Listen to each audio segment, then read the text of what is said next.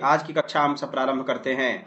देखिए, आज की कक्षा में हम सब सीखेंगे अशौच विचार। अशौच विचार क्या होता है? जैसे कोई आपसे पूछता होगा, पंडित जी हमारे परिवार में किसी की मृत्यु हो गई है, किसी बालक का जन्म हुआ है, या ऐसा कोई अशौच लगा हुआ है परिवार इत्यादि में, तो उससे निवृत्ति कैसे मिलेगी, उसमें क्या क्या करना चाहिए, क्या क्या नहीं करना चाहिए, एकदम डिटेल में इस कक्षा में पूरा चीज़ हम लोग जानेंगे कि अशौच लगने पर क्या क्या करना चाहिए, क्या नहीं करना चाहिए, इसके पीछे क्या भ्रांति है, या फिर बहुत सारी ऐसी शंका समाधान एकदम एक क्लास में आप डिटेल में सीख लेंगे। ठीक है, ये प्रमाणिक पुस्तक से हमने लिया है, अलग अलग पुस्तकों के संग्रह से इसमें तैयार किया गया है। आप इसको देखिए, इसका पीडीएफ भी लीजिएगा।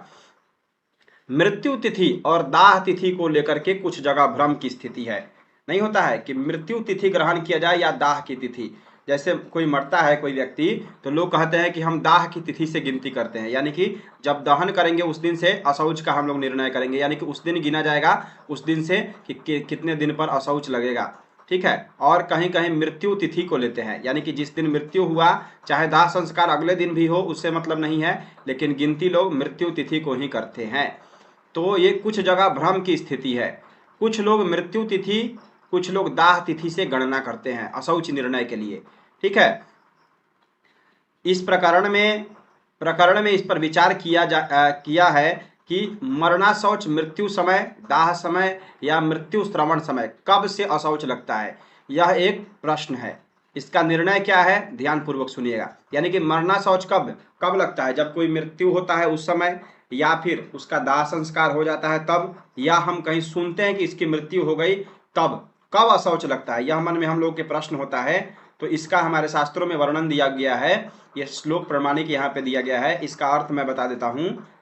अर्थात जो अग्निहोत्री नहीं है ऐसे सभी लोगों का अशौचारंभ मृत्यु काल से होता है। कहने का तात्पर्य है कि जो अग्निहोत्री लोग हैं उन्हीं लोगों का जो अशौच लगेगा वो दाह के समय से होता है। ठीक है, अग्निहोत्री जितने भी ब्राह्मण होते हैं, केवल अग्निहोत्री ब्राह्मण के लिए अशौच दाह के समय से, यानी कि जिस दिन उनको दफनाया जाएगा, यानी कि उनको जलाया जाएगा, जिसको दाह संस्कार कहते हैं, उस समय से उनको अशौच लगता है। किनको? अग्निहोत्री ब्राह्मणों को। ठीक है, और अन्य लोगों को, ऐसे सभी लोगों को अशौचारंभ मृत्यु काल से ही होता है। यानी कि अन्य सभी लोगों को, जो लोग अग्निहोत्री नहीं है, उन सभी को जब मृत्यु हो जाए व्यक्ति, उसी समय से अशौच प्रारंभ हो जाता है। जलाने या मृत्यु श्रवण से नहीं, बल्कि जब मृत्यु होता है उस समय से माना जाता है। ठीक है, अब हम लोग आगे बढ़ते हैं। यहाँ ध्यान देने की बात है कि अग्निहोत्री का अशौच दाह से प्रारंभ होता है, किंतु श्राद्ध हेतु गणना मृत्यु से ही होती है। उन लोगों का अशौच भले दाह संस्कार से होगा, लेकिन श्राद्ध हेतु जो गणना होगी वह मृत्यु के दिन से ही होती है। आजकल अग्निहोत्री ब्राह्मण की उपलब्धता न के बराबर है, यानी कि अग्निहोत्री ब्राह्मण बहुत कम लोग ही हैं। ठीक है, अग्निहोत्री का अर्थ समझते हैं? जो नित्य अग्नि के द्वारा हवन करे, प्रतिदिन अग्निहोत्र करे, उन्हीं को अग्निहोत्री ब्राह्मण कहा जाता है। बहुत कम के बराबर हैं, अतः इस पर विचार करना अनावश्यक है। अतः सभी की गणना अशौचारंभ मृत्यु के समय से ही करनी चाहिए। यानी कि जब व्यक्ति की मृत्यु हो जाती है उसी दिन से अशौच लग जाता है। नहीं कहते हैं पंडित जी हमें अशौच लगा हुआ है, हम ये कार्य कर सकते हैं कि नहीं। तो ये अशौच वही होता है। दो प्रकार का शौच होता है, एक होता है जन्मा शौच और एक होता है मरना शौच। ठीक है, तो यहाँ मृत्यु वाला अशौच की बात हो रही है। दोनों अशौच उसी में होता है, किसी बालक का जन्म हो रहा है उसी समय अशौच लग जाएगा पूरे परिवार में। ठीक है, अतः इस पर विचार अनावश्यक है। अतः सभी की गणना और अशौचारंभ मृत्यु के समय से ही करनी चाहिए। यह अशौच 10 दिन का होता है। किसी का भी अशौच, ध्यान रखिए, 10 दिन का ही अशौच होता है। लोग 13 दिन 13वीं करते हैं, उसके बाद लगता है अशौच उतर गया, तो परिवार वालों का, अन्य लोगों का अशौच 10 दिन के अंदर ही उतर जाता है। किसी भी स्थिति में श्राद्ध 3 दिन में नहीं करना चाहिए। जो आजकल देखते होंगे आप लोग 3 दिन में श्राद्ध कर ले रहे हैं, 3 दिन में ही श्राद्ध कर ले रहे हैं, जबकि कभी भी 3 दिन के अंदर श्राद्ध नहीं करना चाहिए। अशौच काल में श्राद्ध संपिंडन आदि करने से श्राद्ध नष्ट होता है। ठीक है, अशौच काल में श्राद्ध संपिंडन इत्यादि करने पर श्राद्ध नष्ट हो जाता है। इसलिए कोई भी अशौच जो होता है वो 10 दिन का ही होता है। हम लोग कहने के लिए 13वीं कहते हैं, लेकिन अशौच कितने दिन का होता है? 10 दिन का ही होता है। देख रहे हैं यहाँ पे लिखा हुआ है अशौच 10 दिन का ही होता है। और 10 दिन के बाद अशौच उतर जाता है, इसलिए श्राद्ध सपिंडन इत्यादि करना पड़ता है, तो तब उसका फल मिलता है। तो यहाँ पे लिखा गया है कि अशौच काल में अगर श्राद्ध सपिंडन किया जाए, जो कि लोग 3 दिन पर भी कर देते हैं, तो उससे वो श्राद्ध नष्ट हो जाता है और पितर तथा श्राद्धकर्ता नरकगामी होता है। परंपरा को मुख्य मान करके जो लोग दाह संस्कार से अशौच की गणना करते हैं वह शास्त्र विरुद्ध होने से अनुचित है। यानी कि परंपरा को बहुत लोग मानते हैं, बहुत जगह जाइएगा ना तो अलग अलग कास्ट में अलग अलग नियम है। कुछ लोग कहेंगे नहीं हमारे कास्ट में तो जिस दिन दाह संस्कार होगा उसी दिन से हम लोग मानेंगे, तो कोई कहेगा कि नहीं जिस दिन मृत्यु हुआ है उस दिन से हम मानेंगे। तो ये अलग अलग परंपरा में है, लेकिन शास्त्र विरुद्ध होने के कारण यह अनुचित है। फिर भी इसको बदलना बहुत मुश्किल है, क्योंकि बहुत से लोग गणना दाह संस्कार के समय से ही करते हैं। अब देखिए शांकर अशौच विचार। शांकर अशौच क्या होता है, इसको ध्यानपूर्वक समझिएगा। 10 दिन के मरणाशौच में 5 दिन पर्यंत सजातीय अशौच अथवा मरणाशौच होने पर प्रथम मृतक के साथ द्वितीय मृतक का श्राद्ध होगा। शांकर अशौच का मतलब होता है, जैसे मान लीजिए कोई व्यक्ति मरा परिवार में, ठीक है, और उसी 10 दिन के भीतर में अगर कोई दूसरा व्यक्ति उसी परिवार से गुजर जा रहा है तो उसी को शांकर अशौच कहते हैं। जैसे मान लीजिए 10 दिन के मरना शौच में 5 दिन के भीतर, जैसे आज किसी की मृत्यु हो जा रही है, अगले 5 दिन के भीतर ही सजातीय यानी कि उसी जाति में उसी परिवार कुल में अगर अशौच लग रहा है, यानी किसी का मरना शौच हो जा रहा है, कोई मर जा रहा है, तो प्रथम मृतक के साथ द्वितीय मृतक का भी श्राद्ध होगा। यानी कि 5 दिन के अंदर जो दूसरा व्यक्ति का मृत हो गए उनका भी श्राद्ध इनके साथ ही होगा, पहले वाले व्यक्ति के साथ ही होगा। 6 दिन से लेकर के नवरात्रि पर्यंत द्वितीय मरणाशौच होने पर द्वितीय मृतक के साथ प्रथम मृतक का श्राद्ध होगा। अब समझिए अगर किसी की मृत्यु हुई है 6 दिन के बाद से अगर कोई व्यक्ति मर रहा है, कितने दिन तक, 9 दिन पर्यंत तक, यानी कि 9वें दिन तक अगर किसी की मृत्यु हो रही है तो दूसरे व्यक्ति का जो श्राद्ध का डेट होगा ना उसी पर पहले व्यक्ति का श्राद्ध होगा। ठीक है, इस बात को ध्यान रखिएगा। कभी कभी ऐसा सिचुएशन आता है, आप लोग कहीं कहीं देखिएगा, पंडित जी से फोन करके पूछा जाता है तो यही निर्णय दिया जाता है। ठीक है, 9 दिन के भीतर अगर किसी की मृत्यु हो रही है 6 दिन के बाद, तो यहाँ पे दूसरे व्यक्ति के साथ पहले व्यक्ति का अशौच माना जाएगा और श्राद्ध कर्म भी दूसरे व्यक्ति के साथ ही पहले व्यक्ति का होगा। इस कॉन्सेप्ट को अच्छे तरीके से समझ लीजिए। 10वें दिन सूर्योदय से 12वें दिन तक मरणाशौच पर दोनों पक्ष तैयार हो तो 3 दिन बिता करके श्राद्ध करे, तब शुद्धि होती है। इसका अर्थ क्या हुआ, जैसे कोई व्यक्ति का मृत्यु आज हुआ, फिर अगर दूसरे व्यक्ति का मृत्यु 10वें दिन सूर्योदय के बाद हो रहा है, सूर्योदय से पहले होगा, तो कहा गया है जा तिथि उदया भानु ता तिथि सकला भवेत्। जो तिथि उदय में होती है उसी तिथि का अस्त भी होता है। तो उसी प्रकार से 10वें दिन अगर सूर्योदय हो रहा है, उसके बाद 10 दिन, 11वें दिन, 12वें दिन किसी की मृत्यु हो रही है, तो अगर दोनों पक्ष तैयार हो, वैसे अलग अलग भी कर सकते हैं, अगर दोनों पक्ष तैयार हो तो 3 दिन और बढ़ा करके, जैसे 13वीं होती है ना, 3 दिन डेट और आगे बढ़ा करके तब आप विधिवत श्राद्ध दोनों आदमी का एक साथ में कर सकते हैं, तब शुद्धि होती है। ठीक है, इसको उम्मीद है आप लोग समझ गए होंगे अच्छे से। अब हम लोग समझते हैं अल्पकालिक अशौच क्या होता है। एकदम विधिवत तरीके से इसको दिमाग में बैठा लीजिए। अगर आप लोग कर्मकांड कर रहे हैं, पूजन पाठ कहीं भी करा रहे हैं, तो अशौच का निर्णय हर ब्राह्मण को आना चाहिए। अगर अशौच का निर्णय नहीं समझेंगे तो आप समझिए कि आप, मान लीजिए कोई यजमान आपसे पूछ दिया, तो आप क्या उस समय निर्णय देंगे? पुस्तक को अध्ययन ही नहीं करेंगे। तो इसीलिए पुस्तक का अध्ययन बहुत आवश्यक है। आप लोग क्लास से जुड़े हुए हैं तो इन सबको विधिवत तरीके से समझिए। अल्पकालिक अशौच क्या होता है? 1 माह का गर्भस्राव होने पर माता को 2 दिन का अशौच, अन्य को स्नान मात्र। यानी कि 1 माह का अगर कोई बच्चा है किसी के पेट में और वह उसी में गर्भस्राव हो जाता, नहीं हो जाता है, एबॉर्शन जो हो जाता है, गर्भस्राव जिसको कहते हैं, वह अगर हो जा रहा है तो 2 दिन का अशौच केवल माता को लगता है। ठीक है, अन्य लोग केवल स्नान कर लेंगे तो उनका अशौच खत्म हो जाता है। उसी तरह से तृतीय मास का गर्भस्राव होने पर, यानी कि दूसरा महीना चल रहा हो या तीसरा महीना चल रहा हो, गर्भस्राव हो जा रहा है, तो माता जी को 4 दिन का अशौच लगेगा, अन्य को केवल स्नान मात्र, केवल स्नान कर लेंगे अन्य सभी कोई, तो उनका अशौच उतर जाएगा। चौथे मास से लेकर के चौथे मास का होने पर माता को 4 दिन का, अन्य को केवल स्नान मात्र। 5वें 6ठे मास में अगर गर्भपात हो जा रहा है तो माता जी को 5 दिन का एवं पिताजी को, माता 5 दिन, पिता एवं अन्य को स्नान मात्र। माता जी को ही 5 दिन का लगता है, पिता एवं अन्य को केवल स्नान मात्र के द्वारा अशौच उतर जाता है। 7 माह से जन्म काल तक प्रसव होने पर 10 दिन का अशौच होता है। 7वें महीने से लेकर के अगर 10वें महीने तक प्रसव होता है, प्रसव समझते हैं, यानी कि बच्चे की डिलीवरी हो रही है, तब 10 दिन का अशौच होता है। कोई भी बच्चे का जो अशौच होता है वो 10 दिन का ही होता है, इस बात को ध्यान रखिए। तो 10 दिन का अशौच लगता है। जन्म से पहले या मरा हुआ जन्म लेने पर 10 दिन का अशौच होता है। मान लीजिए किसी का 7 महीने से लेकर के ऊपर अगर कोई बच्चा मृतक जन्म लेता है तो भी 10 दिन का अशौच होता है। ठीक है।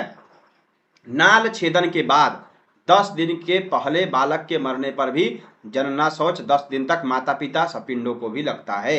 अगर नाल छेदन हो गया यानी कि बच्चा आ गया बाहर और 10 दिन के भीतर उसकी मृत्यु हो जा रही है, भगवान ऐसा ना करे, नहीं होता है, लेकिन कभी कभी ऐसा सिचुएशन आता है, तो उस समय जो जननाशौच होगा वो 10 दिन का होगा। माता पिता सपिंडों को भी 10 दिन का अशौच लगेगा। नामकरण के बाद 6 महीने के पहले तथा दांत निकलने के पहले बालक की मृत्यु पर मरणाशौच माता पिता को 1 रात का, दांत निकलने के बाद 3 रात सपिंडों को स्नान मात्र।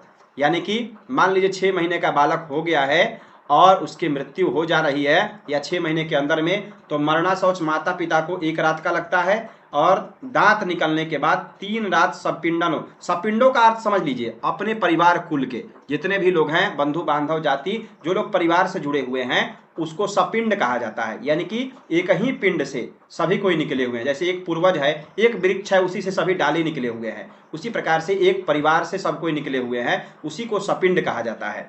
और 7 पीढ़ी जब पिंड अलग अलग हो जाता है, जैसे मान लीजिए हमारा जन्म हुआ, आज से हमारे 7 पीढ़ी पहले का जो परिवार है, अगर 8वां पीढ़ी चल रहा है तो वो लोग अलग अलग हो गए, उसके बाद अशौच इत्यादि नहीं लगता है, जो इसी में आगे दिया होगा। समझ में आ रहा है आप लोगों को? आ रहा हो तो हाथ उठा दीजिए, नहीं समझ में आ रहा है तो हम फिर समझाएंगे अच्छे से।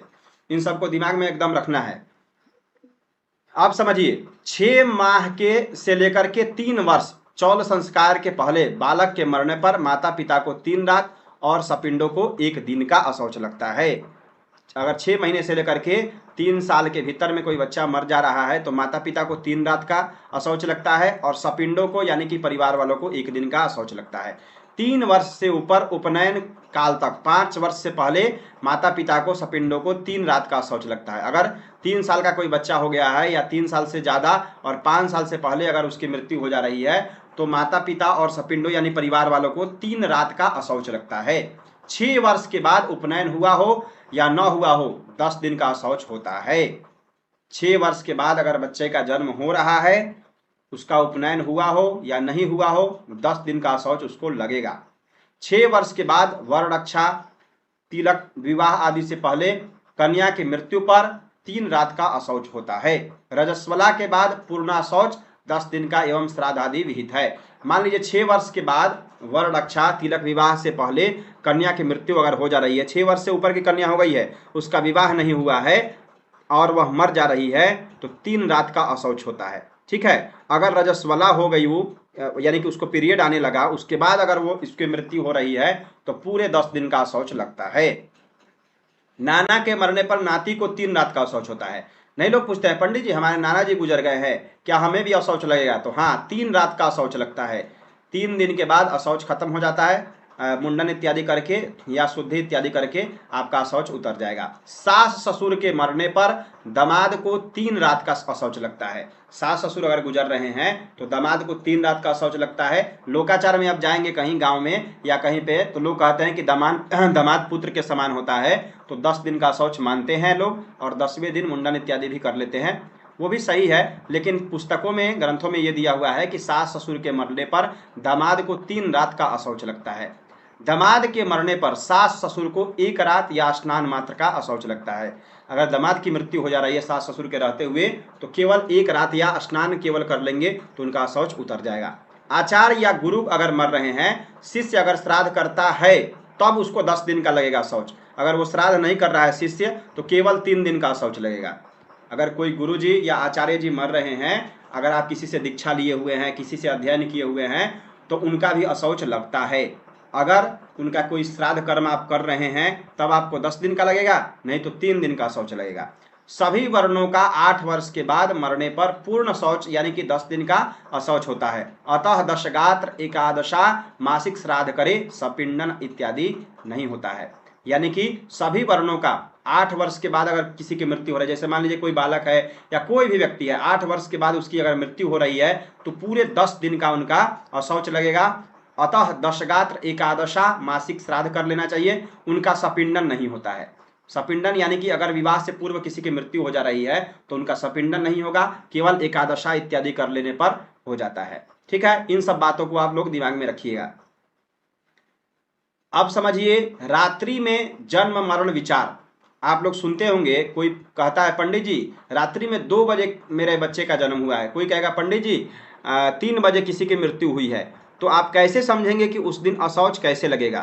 तो कहा गया है यस्याह तस्य सर्वरी, यानी जिसका दिन होता है उसी की रात्रि होती है। ये सामान्य नियम है। विशेष नियम यह है कि रात्रि का 3 भाग कीजिए। प्रथम एवं द्वितीय भाग में अगर किसी का जन्म हो रहा है या मृत्यु हो रही है तो जिस दिन रात्रि में जन्म मरण हुआ है उसी दिन की गणना होगी। जैसे मान लीजिए आज किसी का मृत्यु हो रहा है और उसका रात्रि में 2 बजे से पहले अगर किसी की मृत्यु हो रही है तो आज के डेट में ही गणना होगा। ठीक है, अगर 2 बजे के बाद किसी का जन्म हो रहा है या किसी की मृत्यु हो रही है तो वो अगले दिन में गणना होगी। यानी कि रात्रि को 3 भाग कर लेना है और तीसरे भाग में अगर किसी का जन्म हो रहा है तो अगले दिन में गणना होगी। और अगर दोपहर यानी कि 2 भाग जो किए हुए हैं 2 बजे से पहले मान लीजिए लगभग अगर किसी की मृत्यु हो रही है तो उसकी गणना आज में होगी। इस बात को ध्यान रखिएगा। ये सब आप लोग जैसे जैसे आगे बढ़ेंगे कर्मकांड के क्षेत्र में आपके पास फोन आएगा या फिर ऐसा सिचुएशन बनेगा, लोग पूछते हैं तो उस समय आपको बताने में ये लाभ होगा। हमारे नाना जी का देहांत हुआ था आज से 2 साल 2.5 साल हो गया, 3 साल हो गया लगभग। हमारे विवाह के लगभग में उनका मृत्यु हुआ था। तो क्या हुआ कि उनकी देहांत हुई थी 4 बजे सुबह में। उस समय सूर्योदय नहीं हुआ था, माघ महीने के अमावस्या के दिन, जबकि उस समय 6:30 के लगभग में सूर्योदय होता है।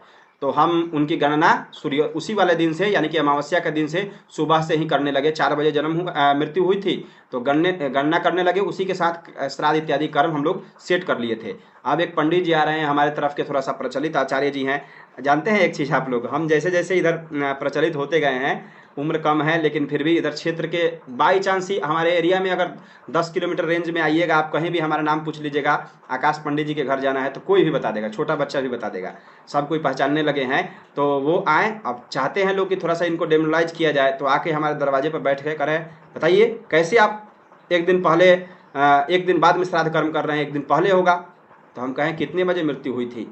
तो बोल रहे हैं कि कितना बजे भी मृत्यु हो, सूर्योदय नहीं ना हुआ था, जाती थी उदया भानु ताती थी सकला भवेद। हम कहें कहाँ पढ़े हुए हैं इसको? तो कहें हम पढ़े हुए हैं, पूर्वज लोग हमारे करते आ रहे हैं। हम कहें नहीं नहीं, आप पढ़े कहाँ, इसको ई हमें बताइए, ये अपने मुंह से नहीं बताइए, आप इसको देखे कहाँ है, पुस्तक का कोई प्रमाणिक कोई पुस्तक हो उसको हमें दिखाइए। तो नहीं, पुस्तक का क्या है, हम लोग करते आ रहे हैं, ये कौन बात हुआ, तुम लोग नए पंडित हो गए हो, कुछ भी कराने लगे हो, कुछ समझ में नहीं आ रहा है तुम लोग को, बताओ एक दिन लेट कर दिए तुम श्राद्ध में, इसका क्या फल होगा, लगे आडम्बर बांधने। हम करें ये सब बकवास हम नहीं सुन रहेंगे, आप केवल बताइए लिखा हुआ कहाँ है। अगर नहीं लिखा हुआ होता चलिए हम सामाजिक बातों को मान लेते, लेकिन ये लिखा हुआ बताइए, प्रमाणिक कहाँ लिखा हुआ है। या किसी आचार्य के पास अच्छे, आप अपने जैसे आचार्य के पास कॉल नहीं लगाइएगा, आपसे जो अच्छे आपकी नज़र में आचार्य हों उनके पास कॉल लगाइए, जो पुस्तक पढ़ते हों। आपके जैसे बकवास करने वाले के पास कॉल नहीं लगाइएगा, जो पुस्तक पढ़ते हो उनके पास कॉल लगाइए। तो बोले ओह तुम नहीं समझ रहे हो बात, हम उनको उसके बाद ये पुस्तक जो आपका अभी प्रमाण दिए हुए हैं व्यवहार रत्नमाला का है, इसका प्रमाण दिए। फिर एक अंत्य कर्म श्राद्ध प्रकाश आप लोग गीता प्रेस का लीजिएगा, उसमें भी ये सब दिया हुआ है। वो 2 प्रमाण उनको दिखाए तो बोले जी अच्छा ये सब दिया हुआ है पुस्तक में। हम गए जी दिया हुआ है, पुस्तक पढ़िएगा, पन्ना उलटिएगा तब आपको पता चलेगा। तो उसके बाद से हम कहीं दिन भी उतार देते हैं तो अब वो हमारे दिन को देखेंगे नहीं, आए आकाश उतारा ठीक है दिन सही होगा। तो इस प्रकार से होता है। थोड़ा सा आप लोग इन सब चीज़ों को दिमाग में बैठाने का प्रयास कीजिएगा। बहुत लाभ हाँ होता है कि कभी उम्र ज़्यादा थोड़ा हो गया है तो नहीं दिमाग में आता है, लेकिन प्रयास कीजिएगा तो ये सब दिमाग में बैठने लगेगा धीरे धीरे। आप समझिए, विवाह निश्चित होने पर यानी विवाह निश्चित होने के पश्चात मृत्यु होने पर विवाह का विचार कैसे करना चाहिए। विवाह निश्चित होने पर माता पिता चाचा भाई इत्यादि किसी की भी मृत्यु हो रही है तो वो महाविघ्न एवं प्रतिकूल स्थिति उसको कही गई है। वो महाविघ्न होता है, कोई ना कोई बड़ा विघ्न है, इसी कारण इनकी मृत्यु उसके लगभग हुई है। अतः विवाह नहीं करना चाहिए। एकदम सामान्य नियम यही है कि उस समय विवाह नहीं करे, उसका डेट आगे बढ़ा दे। विशेष नियम जो भी लोग बनाते हैं कि ये कर लीजिए वो कर लीजिए, ये सब अपवाद है, लेकिन प्रयास करना चाहिए कि उस समय विवाह ना हो, क्योंकि परिवार में किसी की मृत्यु हो जा रही है और तत्काल आप विवाह नहीं कर सकते हैं। और जो भी नियम बने हुए हैं, जैसे लोग कहते हैं कि दूसरे परिवार से जाकर के कर लीजिए, रिश्तेदार के यहाँ से जाकर के कर लीजिए, वो समय के अनुसार करते हैं। मान लीजिए अब सब कोई छुट्टी लेकर के आए हुए हैं, पूरा परिवार एक जगह जुटा हुआ है और 2-4 दिन पहले किसी की मृत्यु हो जा रही है, तो क्या करेगा वह व्यक्ति? पूरा खर्चा किया हुआ है। तो हम लोग विकल्प में बता देते हैं कि आप किसी रिश्तेदार के यहाँ, किसी पड़ोसी के यहाँ, किसी मामा फूफा के यहाँ जाकर के, या वही लोग कर देंगे सभी विधियाँ, तो हो जाएगी। परिवार वाले नहीं जुटेंगे तो हो जाएगा। लेकिन ये सब अपवाद है। अगर प्रयास करें तो समय अगर बढ़ जाए तो अच्छी बात है, नहीं बढ़ रहा है तो प्रतिकूल में भी 1 महीने बाद विनायक शांति, गौदान, कुष्मांड सूक्त से हवन इत्यादि करके विवाह कर सकते हैं। इस बात को ध्यान रखिए, ठीक है। 1 महीने बाद विनायक शांति या गोदान इत्यादि करके कुष्मांडी हवन जिसको कहते हैं करके विवाह इत्यादि किया जा सकता है। अब समझिए, 1 साल तक व्रतादि निषेध विचार। लोग कहते हैं कि किसी की मृत्यु हो रही है तो हमें कब तक व्रत, तीर्थ यात्रा इत्यादि नहीं करनी चाहिए। तो इसका भी हमारे शास्त्रों में प्रमाण दिया हुआ है।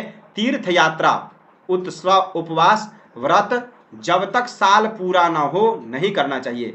जिसकी माता पिता की मृत्यु हुई है उसका शरीर अपवित्र रहता है, अतः उसे पूजन और आभ्युदयिक श्राद्ध नहीं करना चाहिए। विशेषतः शिव पूजा, महायज्ञ इत्यादि जो कुछ भी है, पिता, अगर किसी के पिता का देहांत हुआ है तो उससे साल भर तक नहीं करना चाहिए। माता का देहांत हुआ है तो 6 महीने तक, पत्नी, भाई या भतीजा इत्यादि लोगों का अगर देहांत हुआ है तो 1.5 माह का अशौच होता है। लेकिन पिता की अगर मृत्यु हुई है तो आपको साल भर कम से कम तीर्थ यात्रा, व्रत, उपवास इत्यादि नहीं करना चाहिए।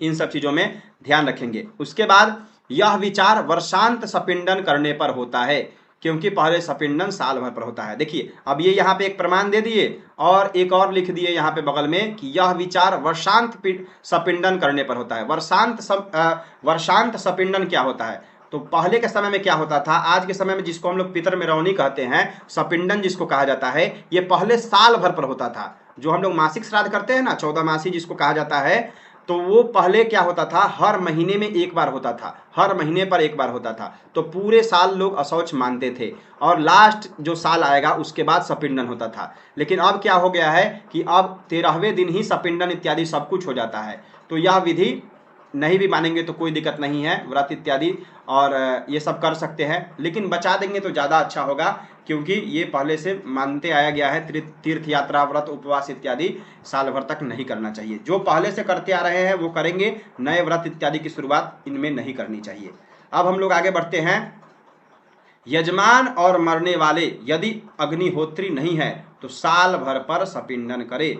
ये लिख दिए हैं, लेकिन सपिंडन अब साल भर पर होता नहीं है। साल भर पर अब सांवत्सरिक श्राद्ध ही होगा, जिसको हम लोग बरखी कहते हैं, वही होता है। लेकिन अग्निहोत्री नहीं है तो साल भर पर सपिंडन करे, जो कि आज के समय में संभव नहीं है। अब समय बदल चुका है, अब पूरा सपिंडन इत्यादि 13वें दिन ही हो जाती है, जिसको पितृमेरौनी कहते हैं। श्राद्ध कर्म आप लोग सीखिएगा। मैं प्रयास कर रहा हूँ बहुत जल्द, सावन के जस्ट एंड होते होते श्राद्ध का पूरा डिटेल एक पूरा बैच लेकर के आए, या कह सकते हैं कि उसकी रिकॉर्डिंग भी मिलेगी आप लोगों को। श्राद्ध पर डिटेल में हम थोड़ा सा तैयारी कर रहे हैं, श्राद्ध पर भी एकदम वीडियो आएगा, एकदम डिटेल में आपको समझा देंगे श्राद्ध कैसे कराते हैं।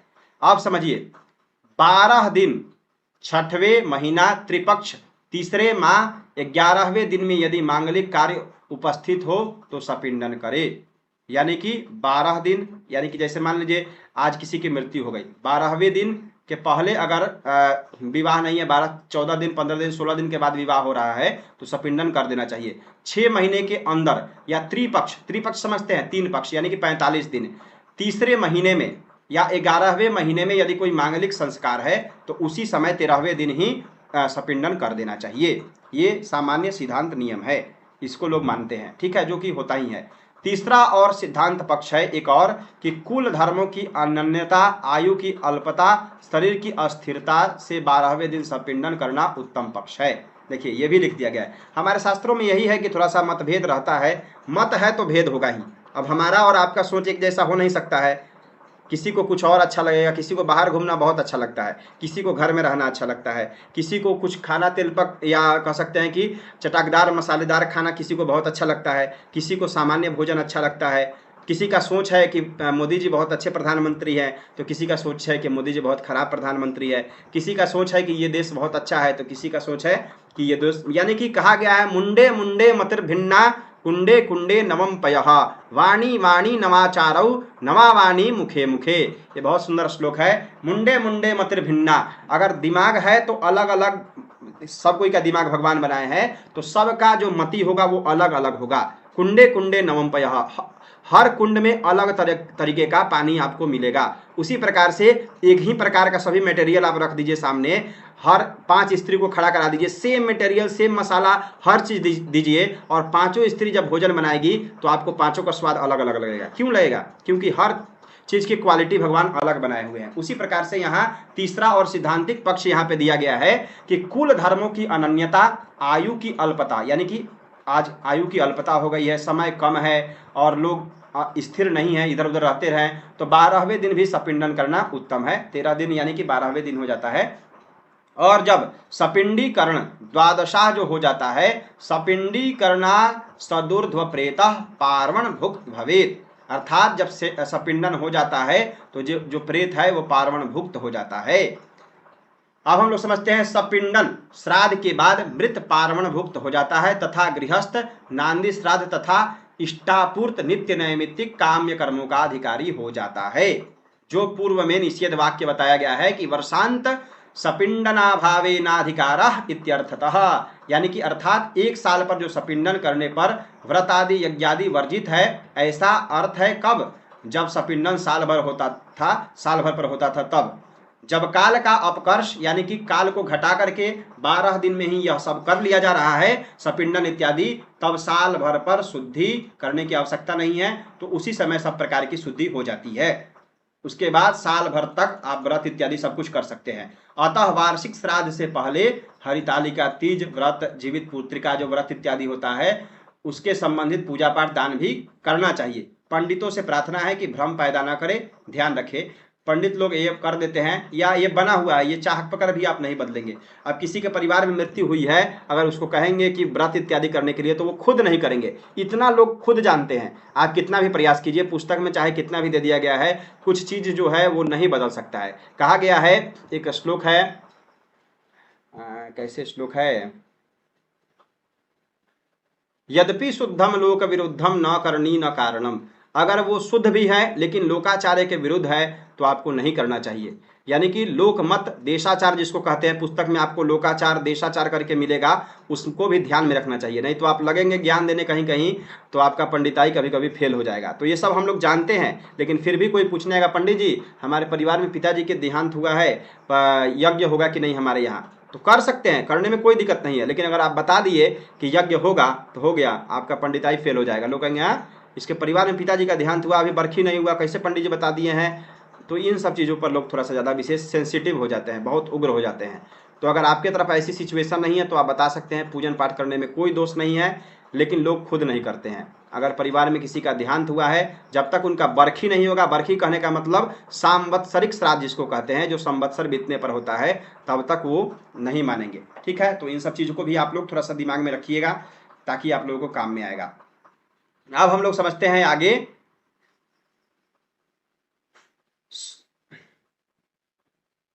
इसी में है कि दूसरा पेज आ गया, हाँ वही है वही।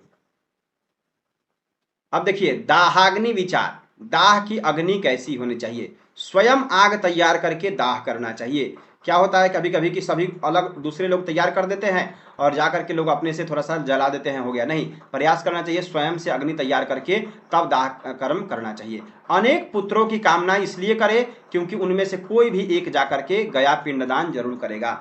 गया में पिंडदान का विशेष महत्व बताया गया है। कभी भी पितरों का पिंडदान कभी ना कभी एक बार जाकर के गया में अवश्य करना चाहिए। अनेक कह सकते हैं कि कोटि जन्म के पाप कट जाते हैं पितरों के, जब वो गया में जाकर के कोई उनका वंशज पिंडदान कर देता है। उसके बाद गया में 12 महीना पिंडदान करना चाहिए। अधिक मास, जन्मदिन, गुरु शुक्र अस्त तथा सिंहस्थ गुरु का विचार नहीं करे। जब भी अनुकूलता हो, जब भी समय हो, गया जाकर के श्राद्ध कर सकते हैं, किंतु प्रेत श्राद्ध करने गया नहीं जाना चाहिए। लोग क्या होता है कि आप देखते होंगे कि गांव देहात में या बहुत जगहों पर जैसे ही किसी की मृत्यु होती है सभी कोई कह देते हैं कि गया चले जाइए, लेकिन लिखा हुआ है हमारे शास्त्रों में कि प्रेत श्राद्ध गया करने नहीं जाना चाहिए। प्रेत श्राद्ध और तीर्थ श्राद्ध, की विधि थोड़ा सा भिन्न भिन्न है। लेकिन प्रेत श्राद्ध क्या होता है? प्रेत श्राद्ध यानी कि किसी की मृत्यु हो गई है और लोग क्या करते हैं, चले जाते हैं गया और जाकर के वहाँ कहते हैं कि सब हम पिंड उतार के चले आए हैं।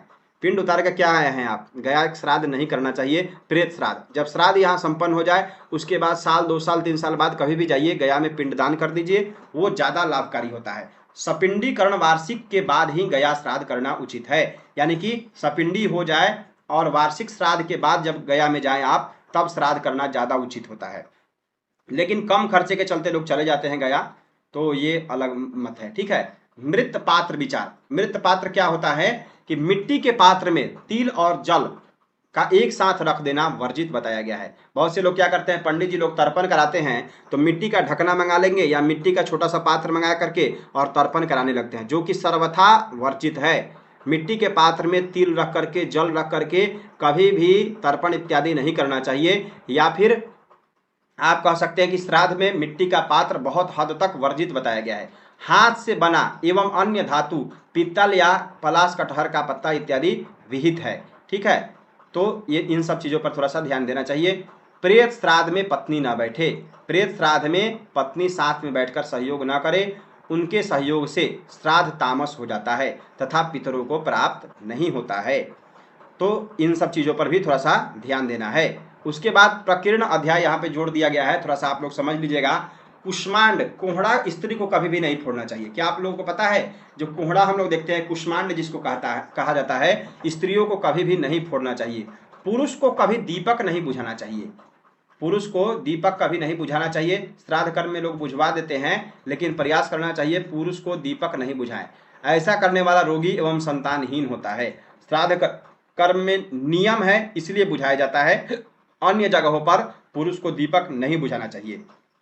आप लोग कहे थे कुछ प्रमाणिक चीजें आप बता दीजिएगा, तो ये सब प्रमाणिक चीजें ही हैं, श्लोक के साथ लिखा हुआ है।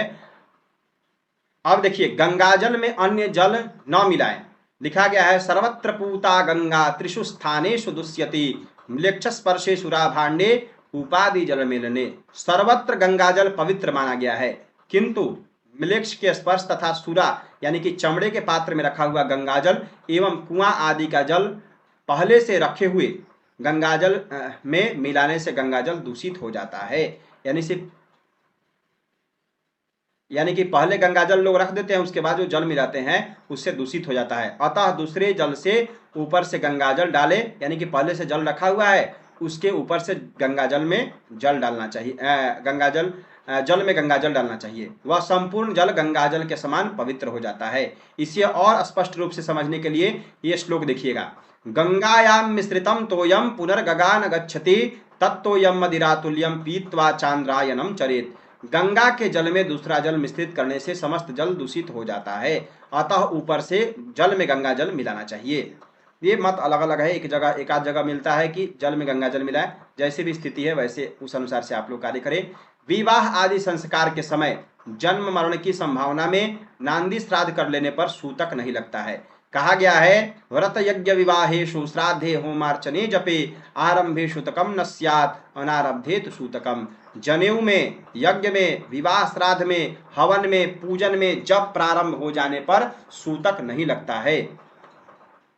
यानी कि जब जनेऊ प्रारंभ हो जाए, यज्ञ इत्यादि प्रारंभ हो जाए और उसमें आरंभ हो गया है वह यज्ञ, उसके बाद सूतक नहीं माना जाता है। कहा गया है, आरंभो वर्णम यज्ञे संकल्प सत्रयोः नांदी मुखम विवाहादौ श्राद्धे पाक परिक्रिया। यज्ञ में जब ब्राह्मणों का वर्ण हो जाता है उस समय दीर्घकालिक यज्ञों में जब संकल्प हो जाती है, जैसे मान लीजिए कोई यज्ञ 5 दिन 7 दिन 9 दिन 11 दिन का आप करा रहे हैं और संकल्प हो गया, उसके बाद किसी की मृत्यु हो जा रही है या किसी का जन्म हो जा रहा है, तो उसमें सूतक नहीं माना जाएगा। विवाह जनेऊ आदि संस्कारों में जब नांदी श्राद्ध हो जाता है तब विवाह आदि संस्कार प्रारंभ हो गया है, अतः नांदी श्राद्ध के बाद जन्म या मृत्यु का सूतक नहीं लगता है। इन सभी को आप लोग एकदम दिमाग में रखिएगा। कोई भी पूछे संकल्प धरा से एकदम बोल सकते हैं आप बहुत सुंदर तरीके से। ये संकल्प इत्यादि 2 4 5 संकल्प आप लोग तैयार कर लेंगे, एकदम आनंद आ जाएगा। कहीं भी एकदम संकल्प के साथ प्रमाण, श्लोक के साथ प्रमाण बोलिएगा तो उसका आनंद ही अलग है। अब हम लोग समझते हैं बलि मात्र विशेष। हवन के समय जो 10 दिक्पाल का बलिदान दिया जाता है, नवग्रह क्षेत्रपाल इत्यादि का, उसमें उत्तम जो ग्रास होता है 1 मुट्ठी देना चाहिए, मध्यम 1 मुट्ठी और अधम जो ग्रास होता है थोड़ा सा जो देते हैं लोग वो अधम होता है, यानी कि बलिदान भी थोड़ा सा पर्याप्त मात्रा में देना चाहिए। श्राद्ध कर्म में भैंस का घी भी विहित है। कहा गया है पयोदधि घृतम चैव गवाम श्राद्धेषु पावनम महिषीणाम घृतम पाहु श्रेष्ठम न तो पयः क्वचित। श्राद्ध में देशी गाय का दूध दही घी पवित्र होता है। भैंस का केवल घी ही श्राद्ध में श्रेष्ठ है, दही दूध ग्राह्य नहीं होता है, यानी कि घी इत्यादि प्रयोग में ला सकते हैं श्राद्ध कर्म में। सापिंडी निवृत्ति। सापिंड निवृत्ति क्या होता है? हम लोग के मन में ये आएगा कि सापिंड निवृत्ति क्या है।